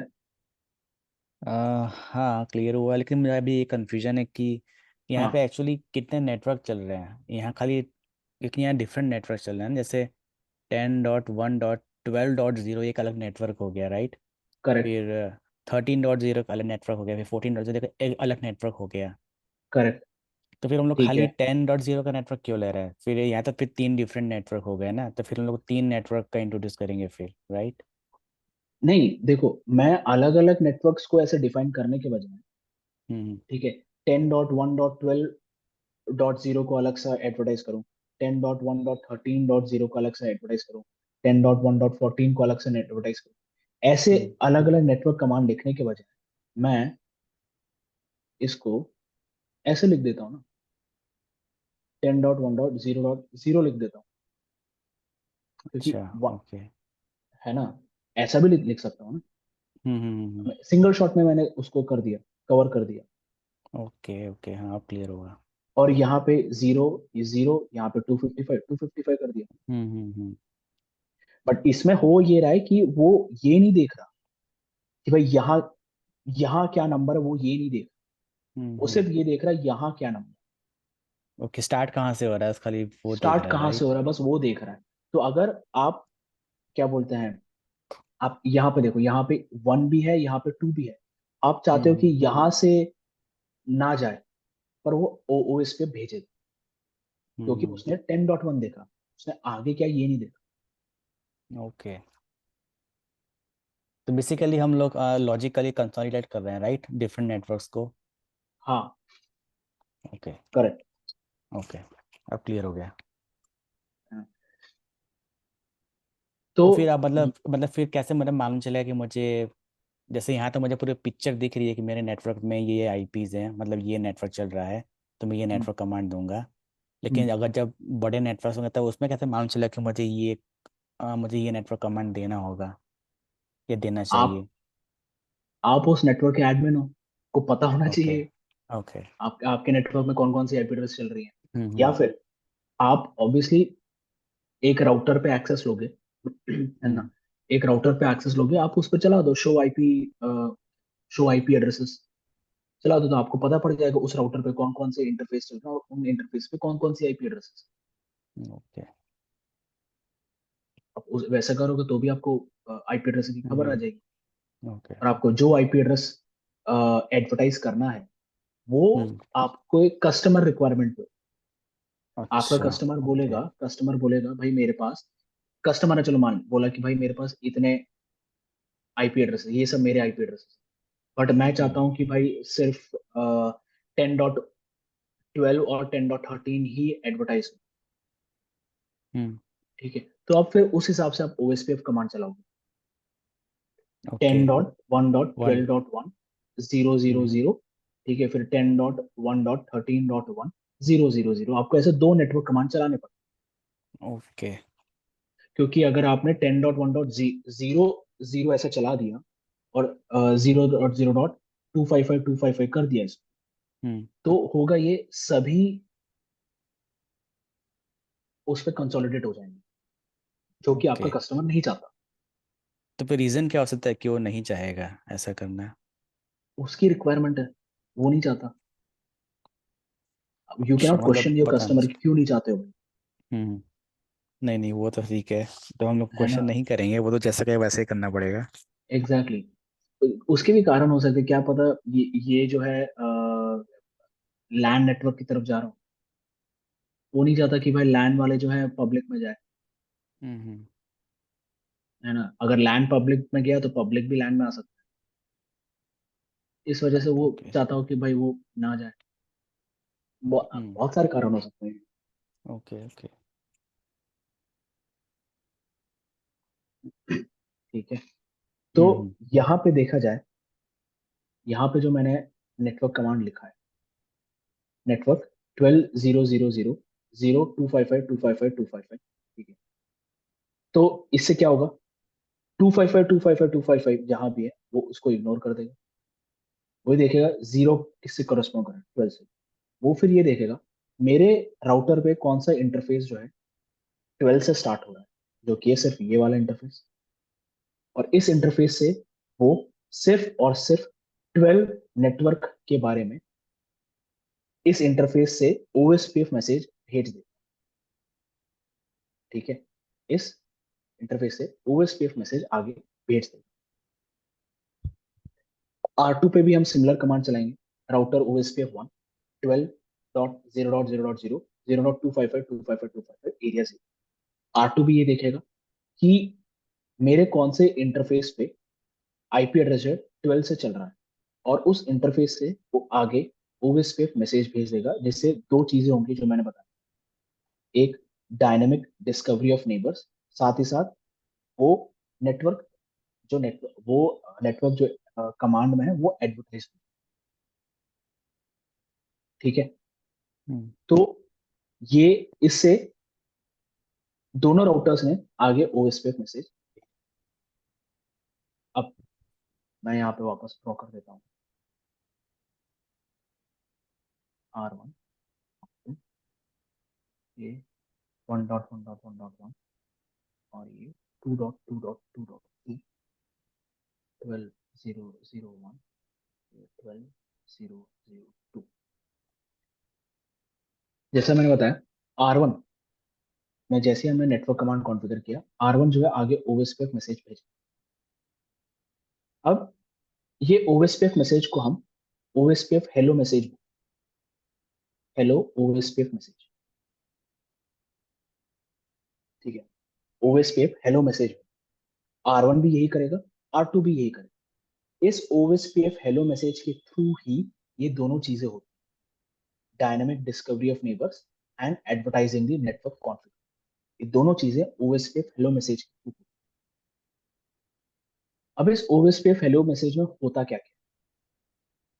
सबसे पहले राउटर आईडी, राउटर आईडी। अब ये राउटर आईडी होता क्या है? राउटर आईडी का भी इलेक्शन होता है, जैसे कि मैंने बताया था।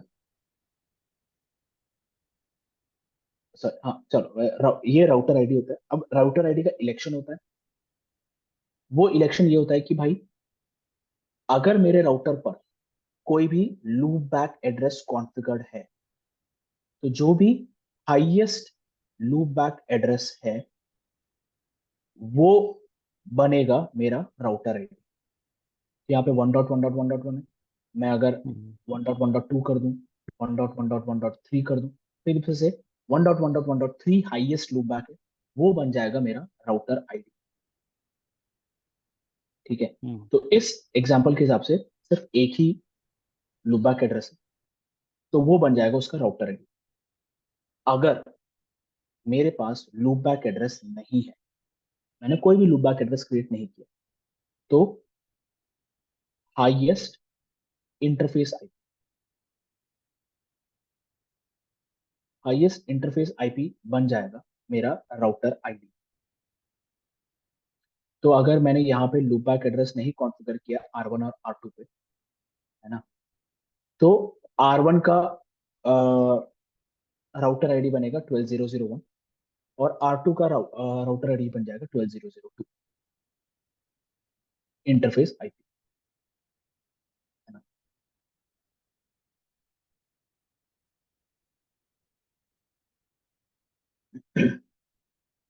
तो पहला जाता है राउटर आईडी इस ओएसपीएफ मैसेज में। ठीक है, उसके बाद दूसरा, वो जो नेटवर्क उसने एडवर्टाइज किया, ठीक है, जो उसने नेटवर्क एडवर्टाइज किया वो जाता है 12.0.0.0, साथ ही साथ उसका सबनेट मास्क, मैं यहाँ पे 255। अब सबनेट मास्क प्रॉपर जाएगा, एड्रेस वो wild card mask, subnet mask proper जाएगा 255.0.0.0। ठीक है, ये एडवर्टाइज भी हो रहा है, डिस्कवर भी कर रहा है ना।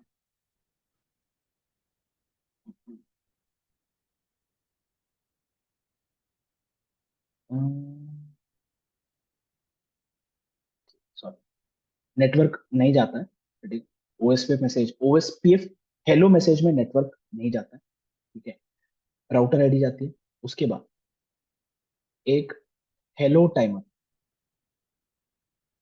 हेलो टाइमर मतलब ये ओएसपीएफ हेलो मैसेजेस, जैसे ही मैंने ये नेटवर्क कमांड चलाया राउटर पे, जैसे ही मैंने ये नेटवर्क कमांड चलाया, राउटर जो है हर 10 सेकेंड में ये ओएसपीएफ हेलो मैसेज भेजे। हर 10 सेकेंड में हेलो मैसेज भेजे, ठीक है। फिर एक डेड टाइमर मैसेज भी होता है। डेड टाइमर मैसेज नहीं, डेड टाइमर होता है, जो कि होता है 40 सेकेंड का। ये डेड टाइमर क्यों होता है मैं थोड़ी देर में बताऊं। 40 सेकेंड्स का, ठीक है। तीसरा, ठीक है, एरिया। राउटर कौन से एरिया से बिलोंग करता है, मैंने यहाँ पे फिलहाल एरिया 0 दे के रखा है। ये एरिया का क्या फंडा है ये मैं बाद में बताऊंगा, जब एक्चुअली हम एरिया के बारे में डिस्कस करें। एरिया,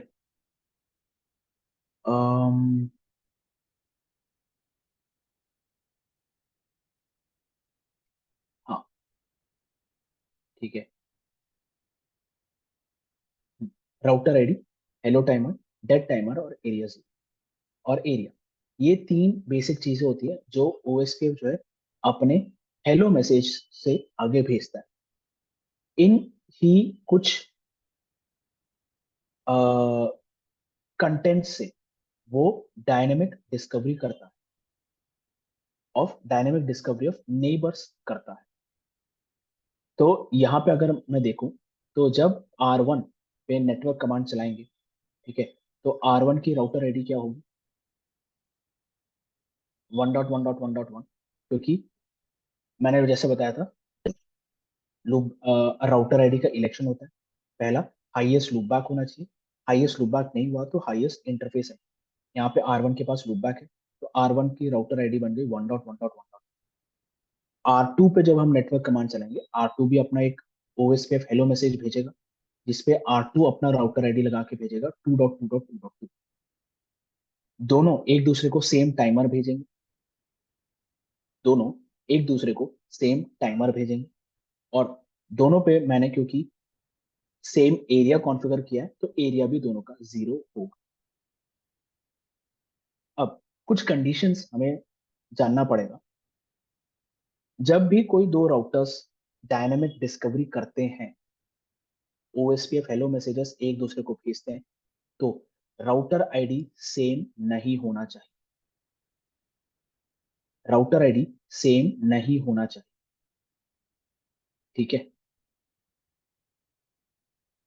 ये सेम नहीं होना चाहिए। दूसरा, हेलो टाइमर और डेड टाइमर मैच होने चाहिए, और एरिया भी मैच होना चाहिए। दोनों राउटर एक ही एरिया के पार्ट होने चाहिए।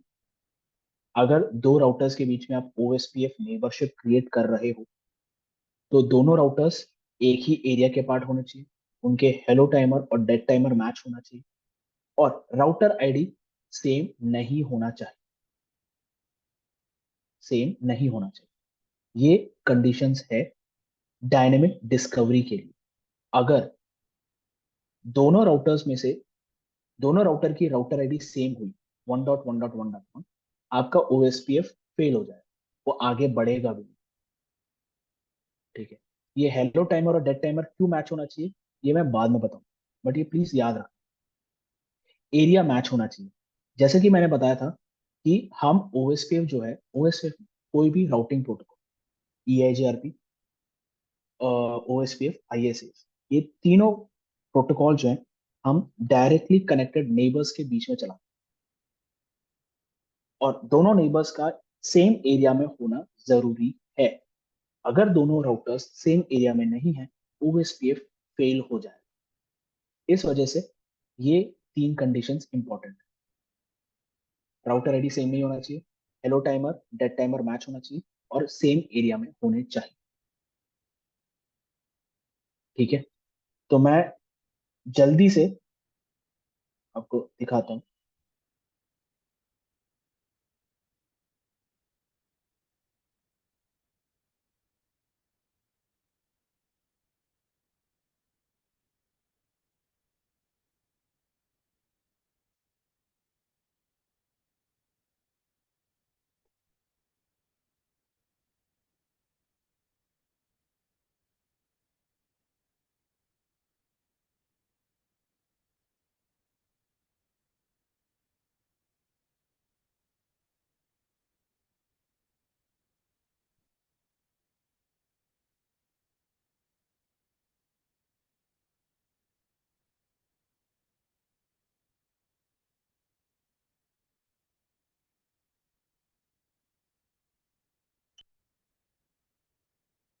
Configuration terminal. अभी मैं सिर्फ एक लूप बैक क्रिएट करता हूँ। Interface loopback 1, IP address 1.1.1.1 255 255। अच्छा चलो इस पे लूप बैक क्रिएट कर देता हूँ 255.255 और 255। ठीक है, फिर interface serial four slash zero, IP address 12.0.0.1 255.0.0.0 option. फिर आर टू पे आ जाओ। आर टू पे कोई लूपा क्रिएट नहीं करूंगा मैं। Interface serial four slash zero, IP address 12.0.0.2 255.0.0.0 option. ठीक है, अब मैं आर वन पे ओएसपीएफ क्रिएट करता हूँ जैसा मैं बताया था। सिंपल सा कमांड है, राउटर ओएसपीएफ। इसके बाद यहाँ देख लो, जैसे कि मैंने बताया था 1 से लेकर 65535 तक आप कोई भी प्रोसेस आईडी लिख सकते हो। ठीक है, तो हाँ, जैसे मैंने बताया प्रोसेस आईडी का मतलब होता है मेमोरी यूटिलाइजेशन में। राउटर का मेमोरी यूटिलाइजेशन पता करता है कि कौन सा ओएसपीएफ जो है, कौन सा ओएसपीएफ प्रोसेस जो है कितना मेमोरी यूटिलाइज कर, उसी के लिए प्रोसेस आईडी होती है। OSPF process one. इसके बाद नेटवर्क। अब मैं सबसे पहले क्या करूंगा, 12 नेटवर्क का एडवर्टाइज करूंगा। 12.0.0.0 0.255.255.255 एरिया जीरो। फिर मैं इसको कैप्चर करता हूँ।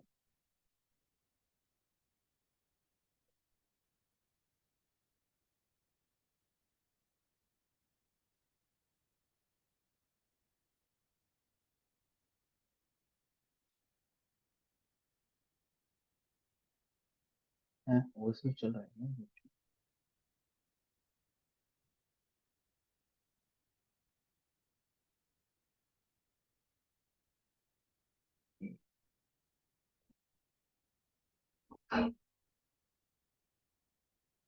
अच्छा पहले से ही ओएसपीएफ है, सॉरी एक मिनट।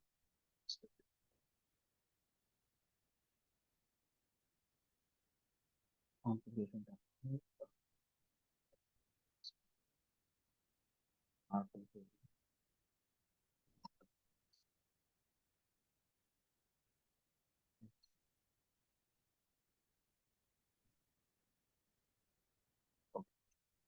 ठीक है, अभी शो।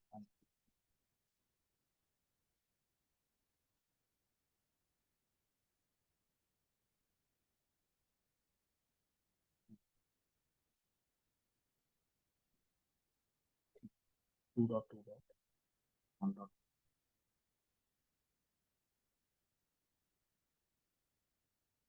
Configuration terminal.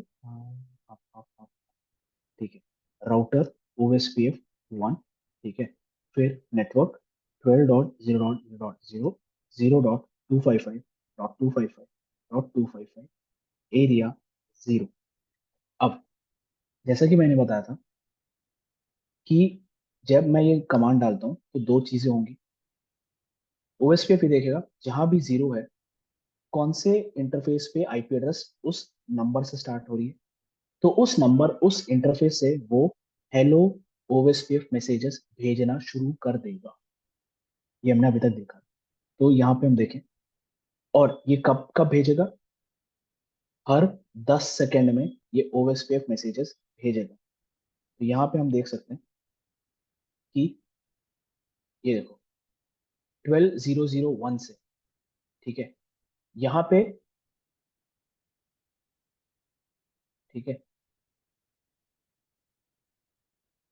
12000 से हो रहा है ओपन शॉर्टेस्ट पाथ फर्स्ट से। ये देखो ओएसपीएफ हेलो मैसेज आ रहा है।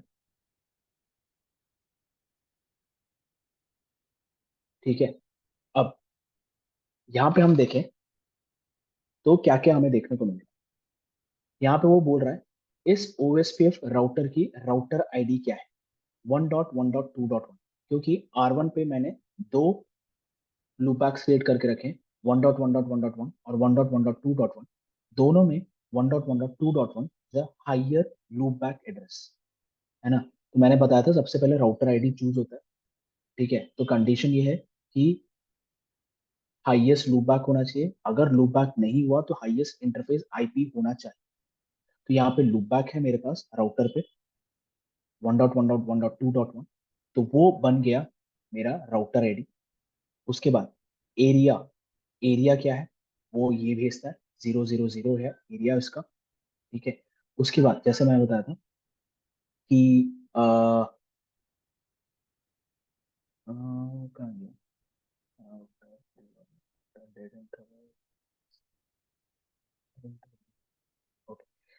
हेलो, हाँ ये hello interval, hello interval 10 second का, और राउटर डेड इंटरवल 40 सेकेंड, ठीक है। तो वो मैंने जैसे बताया, ये कुछ इंपॉर्टेंट इंफॉर्मेशन होती है जो ओएसपीएफ अपने ओएसपीएफ हेलो मैसेजेस में भेजता है। और ये देखा जाए तो ये हर 10 सेकेंड में भेजता है। ये 236, फिर 246, फिर 256, फिर 266 पे जाएगा, फिर 276, ऐसे करते करते हर 10 सेकेंड में ये ओएसपीएफ हेलो मैसेजेस जाएंगे, ठीक है। अब मैं R2 पे ये लूप बैक एड्रेसेस हटा देता हूँ, configuration terminal, no interface loopback 1, no interface loopback 2, ठीक है। अब राउटर ओएसपीएफ 1 नेटवर्क, ठीक है। Network 12.0.0.0 0.255.255.255 area 0। अब जैसे ही मैंने ये किया, ये सब पे हम कल डिस्कस करेंगे, ये सब पे हम इन डिटेल काफी डिस्कस करेंगे। यहाँ हम देखते हैं, तो इतने देर से R1 जो है हेलो पैकेट भेज रहा था, R2 पे जैसे ही हमने कमांड चलाया R2 ने भी अपना हेलो पैकेट भेजा, उसमें भी सेम चीज है। R2 ने बोला ये देखो यहाँ पे अब R2 का राउटर आईडी 12002 है, R1 का क्या था, R1 का 1.1.2.1 उसकी लूप बैक एड्रेस थी। बट R2 के लिए, R2 पे क्योंकि कोई लूप बैक एड्रेस नहीं है, उसने अपना खुद का इंटरफेस आईपी चूज किया, हाईएस्ट इंटरफेस है, क्योंकि एक ही इंटरफेस मैंने असाइन किया, इस वजह से R2 पे 12002 जो है उसका इंटरफेस राउटर आईडी बन गया। शो आईपी इंटरफेस ब्रीफ, यहाँ पे हम देख सकते हैं एक ही इंटरफेस आईपी है, तो वो उसका राउटर आईडी बन गया। हेलो इंटरवल, डेड इंटरवल, और ये एरिया, ये कुछ चीजें जो मैंने बताई थी वो मैच होनी चाहिए। इनमें से कुछ भी ऊपर नीचे हुआ तो वो चेंज हो जाएगा, ठीक है। मैं करके दिखाता हूँ, यहाँ पे मैं R2 पे लूप बैक क्रिएट कर देता हूँ 1.1.1.1 का कॉन्फ़िगरेशन टर्मिनल, 1.1.2.1 करता हूँ, इंटरफेस लूप बैक 1 एड्रेस 1.1.2.1 255 और 255 और 255 और 255, ठीक है। और एंड फिर no router OSPF, configuration terminal, no router OSPF 1, router OSPF 1 मैंने हटा दिया, फिर वापस राउटर ओएसपीएफ 1 चलाता हूँ। तो यहाँ पे हम जैसे ही चलाएंगे दिक्कत हो जाएगी। यहाँ पे आप देखोगे 12, ठीक है, 12001 आ रहा है, 12002 से क्यों नहीं आ रहा? अच्छा, नेटवर्क एडवर्टाइज, नेटवर्क 12.0.0.0.255.255.255 एरिया से।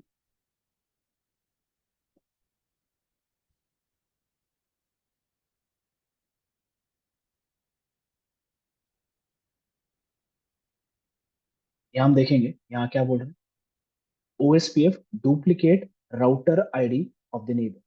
OSPF detected duplicate neighbor router ID 1.1.2.1 from 12001, that is the R1, ठीक है। तो यहाँ यहाँ देखा जाए, जैसे ही हमने पहले OSPF चलाया था, यहाँ पे धड़ाधड़ धड़ाधड़ बहुत सारे मैसेजेस हमें दिखे। यहाँ पे वो कुछ भी नहीं हुआ, इस बार कुछ भी नहीं। क्यों? क्योंकि OSPF ने डिटेक्ट कर लिया कि OSPF राउटर आईडी सेम। 12001 का राउटर आईडी क्या है? 1.1.2.1। ये देखिए, ये ओपन कर रहा हूँ मैं। 1.1.2.1। 12002 का भी 1.1.2.1। तो यहाँ पे राउटर आईडी सेम हो, इसकी वजह से यहाँ पे OSPF आगे बढ़ ही नहीं पाया। ठीक है, तो ये था कुछ एक एग्जांपल। ये बाकी मैं कल दिखा दूंगा आपको, टाइम ओवरशूट हो रहा है अपना। बाकी कल बताता हूँ कि इनमें से कुछ भी मैच नहीं हुआ तो क्या क्या हुआ। अभी कुछ डाउट इसमें? नहीं। ठीक है, नहीं नहीं। Okay, bye. चलो।